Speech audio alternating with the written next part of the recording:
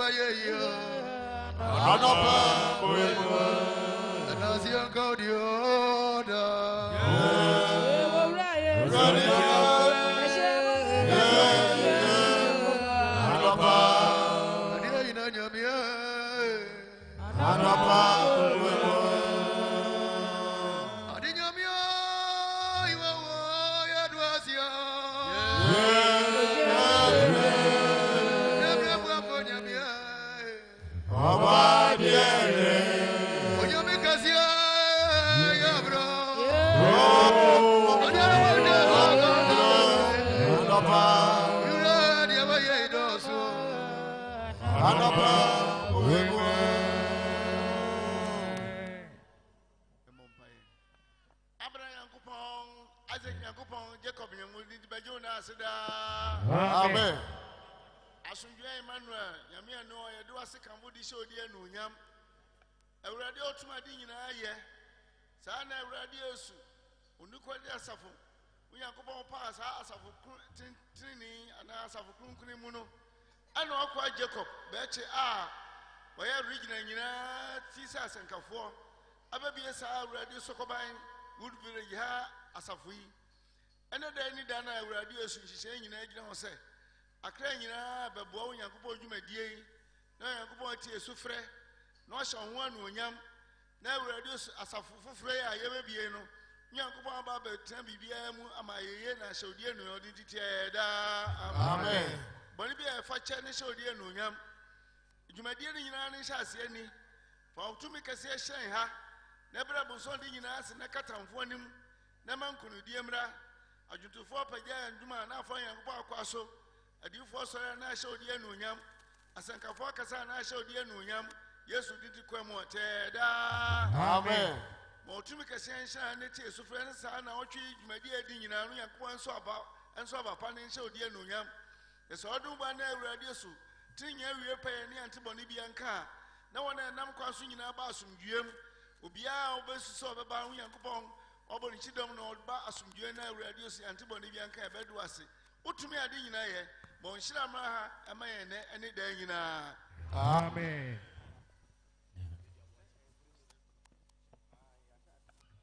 yeda yedifo pani ase odifo obedia osei boaten ana wode empabo hwehwampa adi I program yi eni mamae shane so se yempa boyi eneni da edikai enti bomoden ase obama ohokeka ewo dwumadi enu nyina akosoro ne ayeye bia no fa ohwuram bi na ekeka hohom na onyankopon nim ena yaba sabre yekọ adwetufo ne chei na yede omo nyina ayadwen baako yede ayeye ne asedadwom ahye idimafo kese no enimonyam se ebra mpani susuye na yedwene se eda bia te se ne yebehye ennenso dwumadi ase no yanka bia hyem na yenie ne daso nanso onyame ache ne tumi akere amenne kwasie abeto ya asomdwem mema wura mu bi onso wa wura mu bi a na esese ehye ebofo no animonyam disabre adwodifo modawroma monso afidie no mai na yenda onyankopon ase Yadina siemano nyamie yadina oh imano nyamie Yadina sio oh yadina mano Sachira kume Ura diawa yedoso anopa Moimo Yadina yimano safa Yadina Aweso amadiachino Yadina sio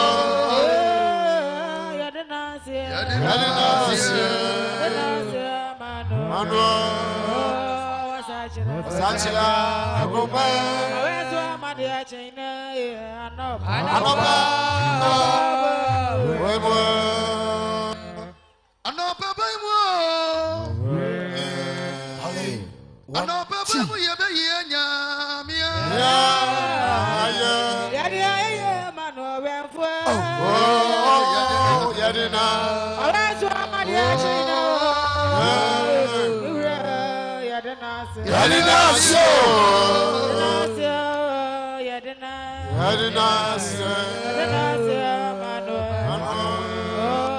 Sachira akoma Anopa Duasi so aje Adio ya maye do so aye kaudio Adio ya do so bejo ye yo sa Asurio sa sura ye kaudio Yadina mano safwe Yadina Bajwa ye idramwe Sablada me fwe Yadina sio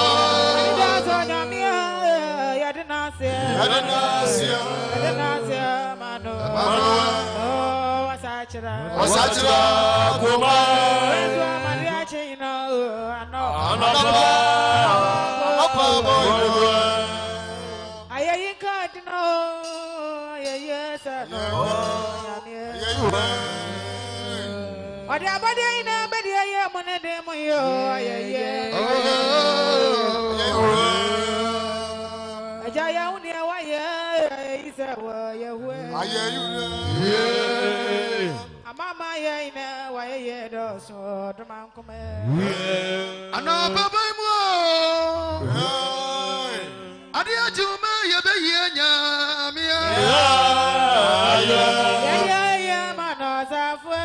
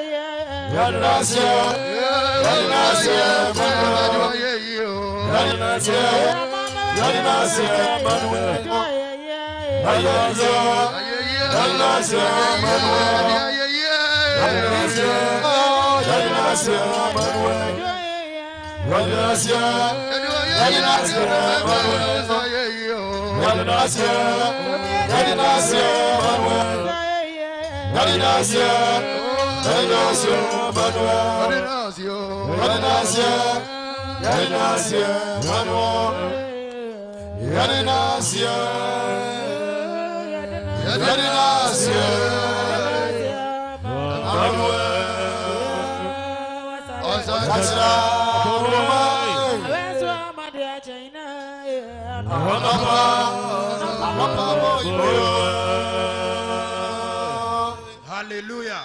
Amen. Oh, Jemeso, hallelujah. Amen.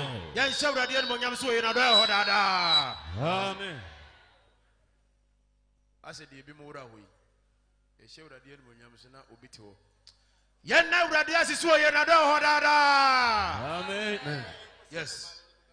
Yeda yenyankopon na se kese se wa me hunu eda kese ti sei. Yesusu ye ne enim se mada. Da bia ne bodawuro da bia ne tiam say na tete ha ya enti say awurade akai me na awurade akaw na program kese ete say na edikai a ye hyase mawuram na so awuram bia na onyame ayere kese ene mi mbom ne ye hyere na onyame so ye na do ho dada amen yegusuwa ne agwintufuo yi ede ayeye ni aseda dwom no ehye idimafo no ene monyam na me ka ubio adaka na boda ho no efe no covenant box enti u prayer request no ukoji envelope a na do abo ade ahyem na de akowuram ye bepon a pamcho agwintufuo nyina mra na mpenye sen bi mam agwintufuo nyina pacho umra ha na enti wudi kowuram sa na ye bepon a mpenye no bebo mpaye e de mamu nyina na awurade so abaye adoye amaye mpabo ayiyi nti ana ohye no so amaye nti mpenye no wie dwumade ne pa na yesa na agwintufuo atoa ayiye ne aseda dwum no so ahye awurade enmonyam nti se wo waseda bia so a ukọ table no ho a secretary ho obeji atwo no fefefe ye bepon a ye de betudwa na obi ehunu de onyankopon ayamaw na ahye obi so gidie den fi se wo wadanse no ebe hye obi gidie den nti ehia me pa wo waseda bia obode akọ epon no ho na ekọkyerọ fefefe na ye bepon a yemfa ntudwa na oman ni nyina ehunu ne onyankopon ayamaw covenant box no so oje envelope a na udusika shim na de akowurem na ogina so abompae ye che envelopes ama adofonom ewo dwumadie ho enti se uji envelope ni bi na ode aba ukọ table no ho a secretary no beji dodo no ade aba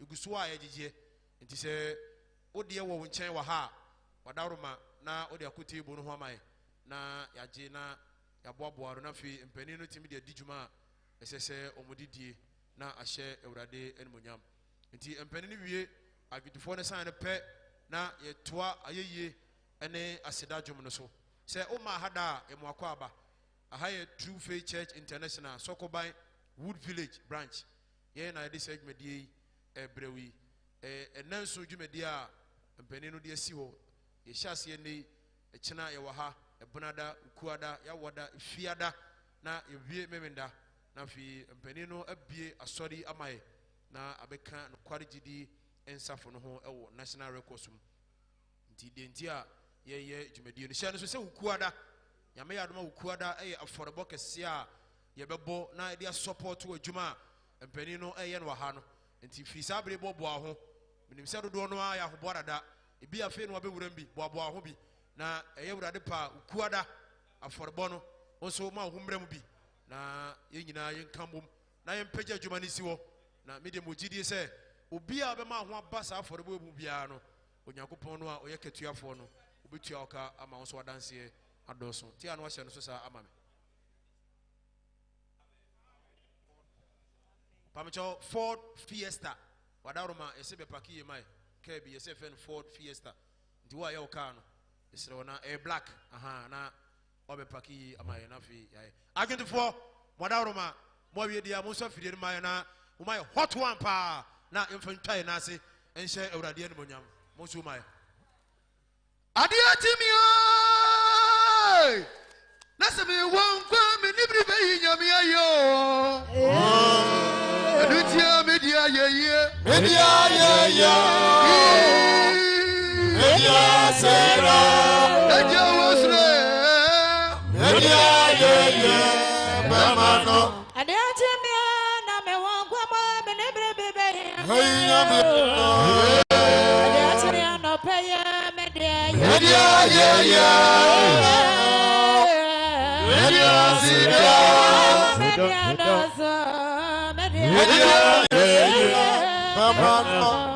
Adiatimia nasa me wonkwa me nirbe nyame ayo anapaya media yeye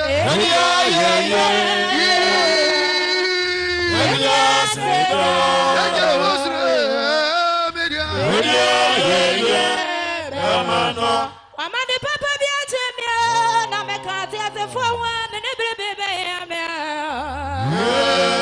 me atimia no paya me de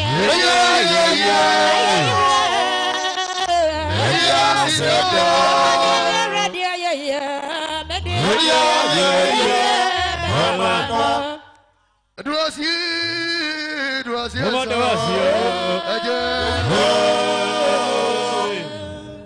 What do you wear, dear? That's why you go, dear.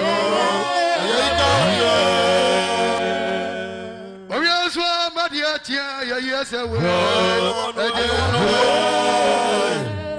You were your doors where yes, I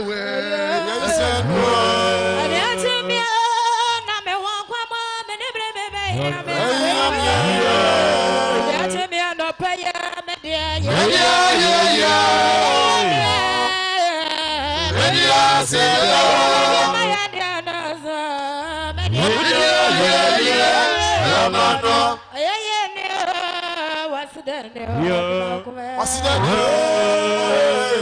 And you better cry, I'm into you before you are my bed. You are me a bonny and you can. Mother Patin and Ma, yes, no, crocodile. That's a me won't come and live in me.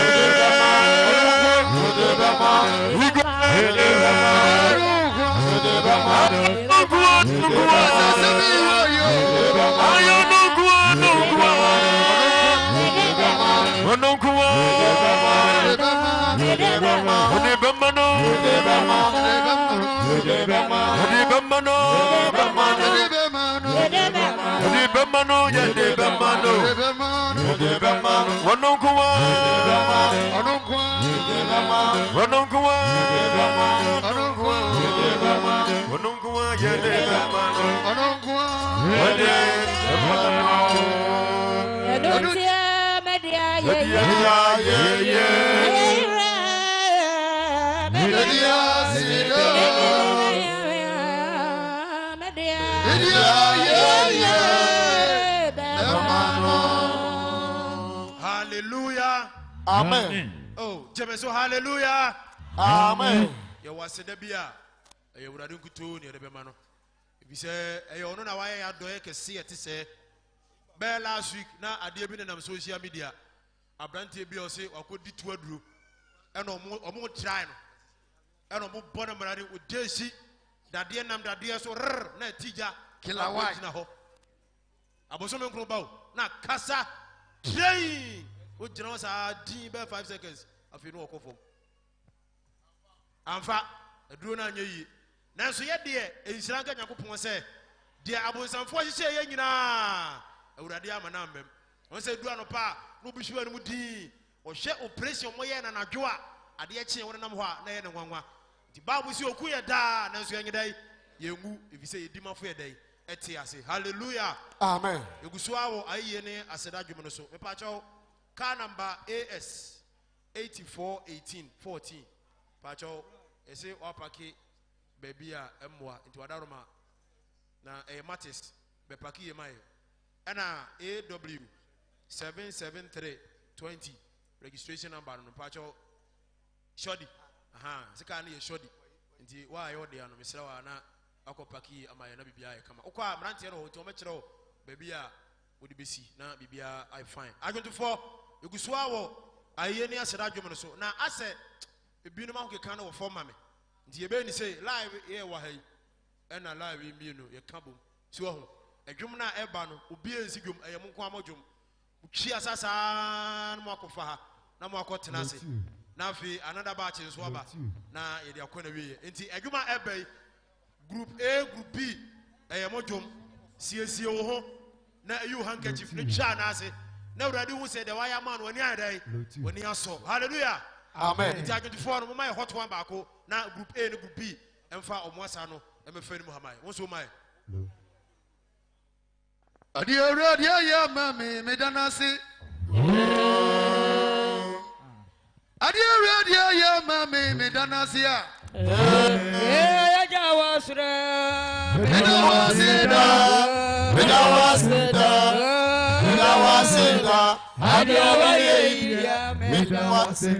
Adio nyame maina ya danasie Adio yeso ye jese ne dianu monyuma Jawasra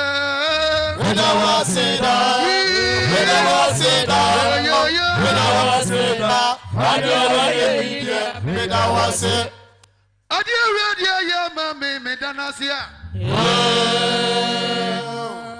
Adio radio ya mami medanasio Ora Yesu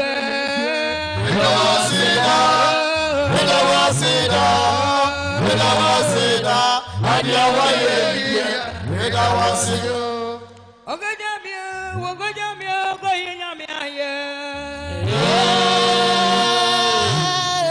Abiangan for radio Yayamani dinsu Angaya Brian Wanya Sumra Sadia Pinina When the Bogodian Gobia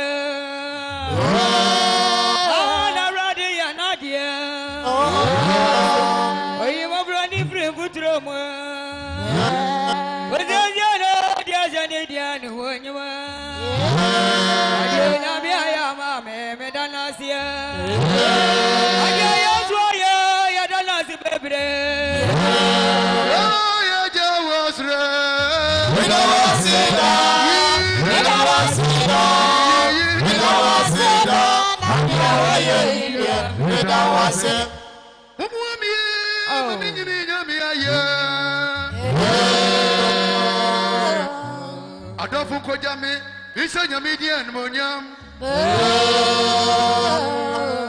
akamekra meni weni akawosukra ni weni sumna swadia binimio eni pa kwa minkobio obaswa memma Adio radio ya mami medanasia Adio radio mami ya medanasio Ya jaboyra Medawasida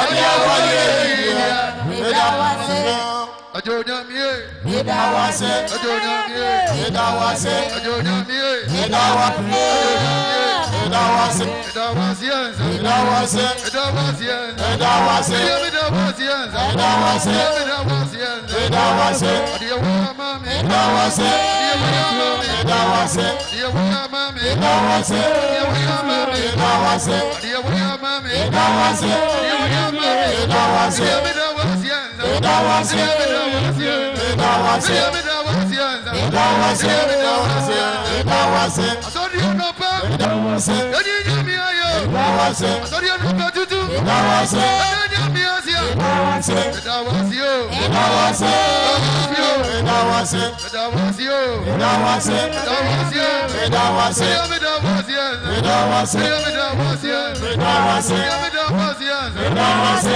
Medawasienza medawase Ajonyamia medawase Ajonyamia medawase Ajonyamia medawase Ajonyamia medawase Ajonyakupa medawase Ajonyamia medawase Ajonyamia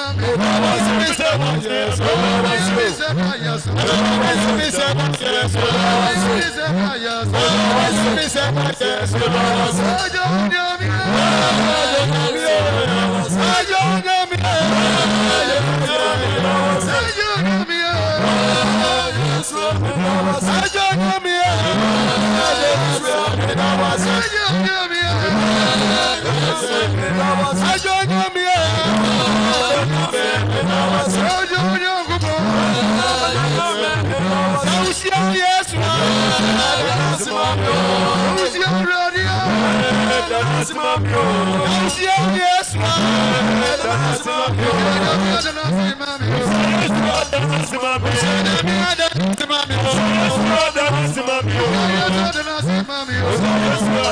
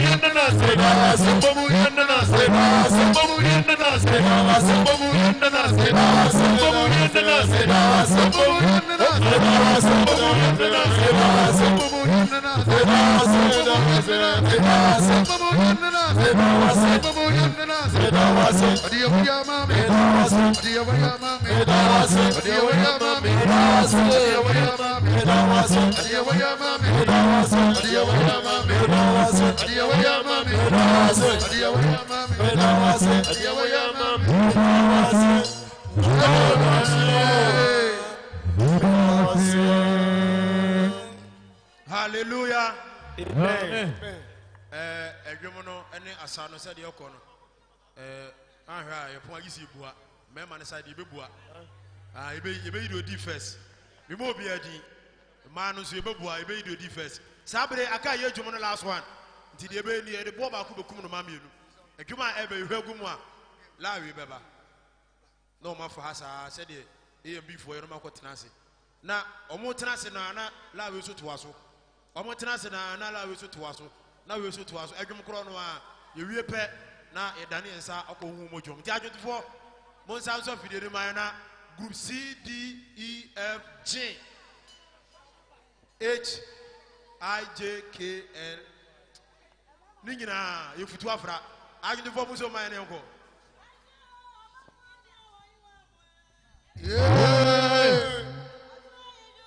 Atua ye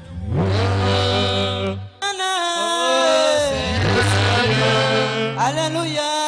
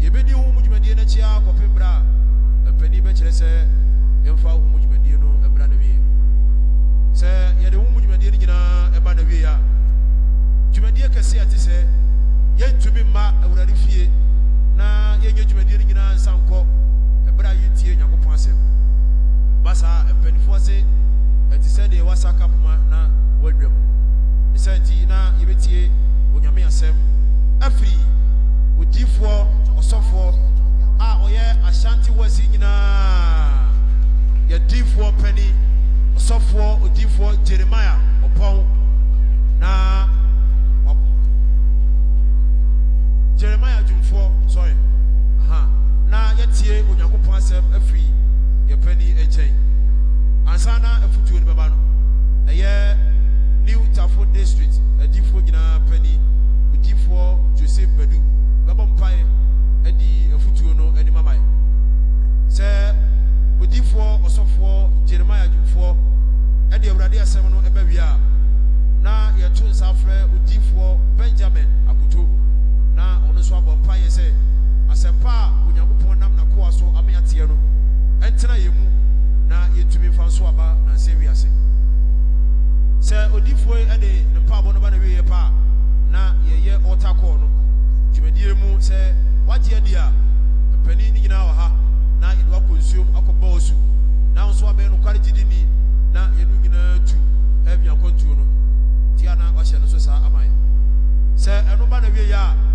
ntubɔyie ɛbɛkɔ so sɛdeɛ mpanin bɛkyerɛ no saa ɛna yɛbɛyɛ no sɛ ɛno bi awie deɛ a na yɛde announcement ahodoɔ a yɛnsa ɛka yɛ nyinaa ɛbrɛ atiefoɔ ɛti sɛ dɛm dii kaa nɔpa no yɛaba yi sɛ wowɔ asɛda biara na wokɔ table no ho a ɔkyerɛwfoɔ no te hɔ a ɔrekyerɛkyerɛw nti ɔbɛkyerɛw no fɛfɛɛfɛ yɛbɛpɔn a yɛbɛma no akwanya na wɔde aseda ne nkaabɔ aka nyinaa bɛto yɛne mpanin ne atiefoɔ nyinaa anim na obiara hu deɛ ɛkɔ so sɛ nkaabɔ no nyinaa ba na wieɛ a na yɛkeka de dwumadie no aba na wieɛ nti mpanin bɛyɛ onima mpaabɔ akuakuo ama dodoɔ a ɛnɛ ɛtumi abɛhyia mu mpaabɔ yi mu ansa na yɛato nsa afrɛ odiifoɔ Gideon Apia na ɔbɔ mpaeɛ na wɔsɛ pakani Gideon Apia na ɔbɔ mpaeɛ ama ɛde ɛnɛ dwumadie no nyinaa aba na wieɛ na zona pastor James Boadu a ɔyɛ Ofeso district no nyinaa adiifoɔ pani sɛ ɔda so ɛwɔ n'atenaeɛ hɔ a na ɔma ne nsa so ahyira dwumadie nyinaa so na yɛde yɛnɛ nso mpaabɔ a yɛhyɛ aseɛ nnɛ no ɛnɛ deɛ no aba na wieɛ na yɛakɔyɛ ahoboa Kristo yɛ adom a ɔkyena na ɛsa bɛtoa mpaabɔ no so ɛti saa berɛ a ma no asi deɛ yɛbɛsrɛ dodoɔ a ɛwɔ abɔnten nyinaa sɛ obiara ɛmmra de mae na ɛkɔ adwodwofoɔ no nkyɛn ɔmo nto yɛtwɛw na yɛmmɔ mpaeɛ a ɛtɔ so mmienu adwodwofoɔ yɛtwɛw Yajewe nyami bro Onyami wamania Yajewe Amamania wara Sajari branya